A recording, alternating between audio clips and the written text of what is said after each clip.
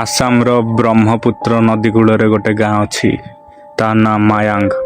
ଶତାବ୍ଦୀ ଠାରୁ ଏଠାରେ କଳା ତନ୍ତ୍ରମନ୍ତ୍ର ଓ ଅଲୌକିକ କାର୍ଯ୍ୟ ଜାରି ରହିଛି। ଲୋକେ କୁହନ୍ତି ମାୟାଙ୍କୁ ପ୍ରବେଶ କରିବା ସହଜ, କିନ୍ତୁ ଏଠାରୁ ବାହାରିବା ପ୍ରାୟ ଅସମ୍ଭବ। ଅନିତା, ବିଶାଲ, ଏହା ହିଁ ତ ସେଇ ଗାଁ ମାୟାଙ୍ଗ। ଏଠାରେ କଳା ମନ୍ତ୍ର ହୁଏ ବୋଲି ମୁଁ ଶୁଣିଥିଲି। ଆଉ କି ଏସବୁ ପୁରୁଣା ଗାଁରେ ଭୂତ ବିଶ୍ୱାସ ଥାନ୍ତା ଯଦି ଟିଭି ଚ୍ୟାନେଲରେ ଲାଇଭ୍ କଭରେଜ ହେଇଯାଆନ୍ତା। ଚୁପ୍, ଏଭଳି କହିବା ନାହିଁ। ମୋର ମା କହିଥିଲା, ମାୟାଙ୍ଗରେ ପାଦ ରଖିଲେ ପଛକୁ ପଛ ଛାୟା ଲାଗି ରହେ।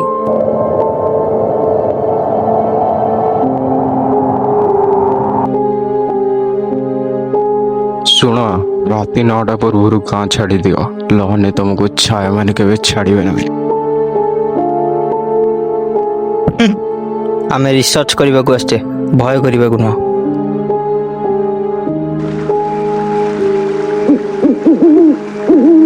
ରାତି ପ୍ରାୟ 9ଟା। ନଦୀ କୂଳରେ ହଠାତ୍ 3 ଜଣ ସାଙ୍ଗ ଜଣେ ବୃଦ୍ଧ ତାନ୍ତ୍ରିକକୁ ଦେଖିଥିଲେ। ହାତରେ ମଣିଷ ମସ୍ତିଷ୍କର ହାଡ଼ ଏବଂ ମୁହଁରେ ଥିଲା ରହସ୍ୟମୟୀ ହସ।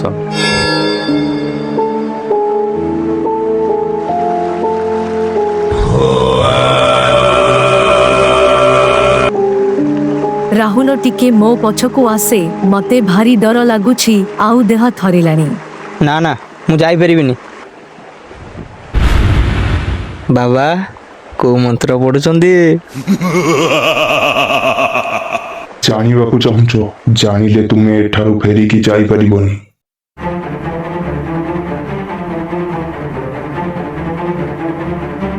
ବାଲିରେ ରକ୍ତର ଅଜଣା ଆକୃତି ଆଙ୍କି ହେଇଯାଇଥିଲା ଏବଂ ହଠାତ୍ ସେଗୁଡ଼ିକ ଚମକି ଉଠିଲା।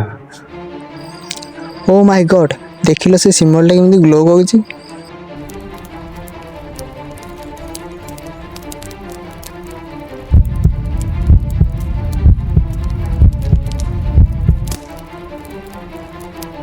ଧୂଆଁରୁ ଏକ କଳା ଛାୟା ଉତ୍ପନ୍ନ ହୋଇଥିଲା। ଆଖି ଥିଲା ପୁରା ଜଳନ୍ତା ଅଙ୍ଗାର ପରି। ନା, ଏହା ମଣିଷ ପରି ଦିଶୁନି। ୟା ରୂପ କେତେ ଭୟଙ୍କର ଲୋ ମା! ଏବେ କଣ ହେବ ଆମର? ମୋ ବଡି ମୁଭ ହୁଏ ନାହିଁ। ହେଲ୍ପ ମି, ହେଲ୍ପ ମି।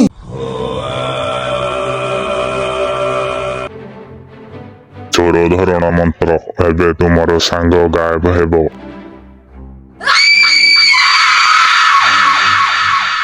Stop it, please leave him.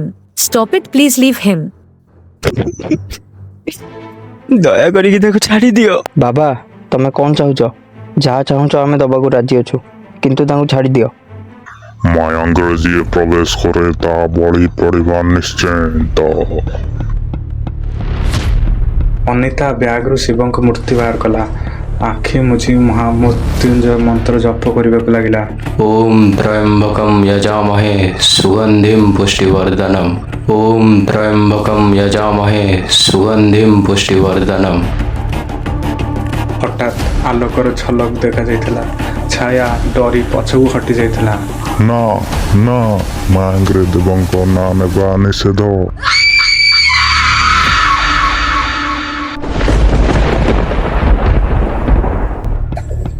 ଛାୟାଟି ଧୀରେ ଧୀରେ ଧୂଆଁରେ ପରିଣତ ହୋଇଥିଲା ଓ ଶେଷରେ ଗାୟବ ହୋଇଯାଇଥିଲା। ତୁମେ ଆଜି ବଞ୍ଚିଗଲ, କିନ୍ତୁ ମାୟାଙ୍ଗ ତୁମକୁ କେବେ ଛାଡ଼ିବ ନାହିଁ। 3 ଜଣ ସାଙ୍ଗ ତା ପରଦିନ ସେ ଗାଁ ଛାଡ଼ି ଚାଲି ଯାଇଥିଲେ। କିନ୍ତୁ ଆଜି ବି ରାହୁଲ ଯେତେବେଳେ ଏକା ରହିଥାଏ, ସେତେବେଳେ ସେ ଭୟଙ୍କର ଛାୟାକୁ ଦେଖିଥାଏ।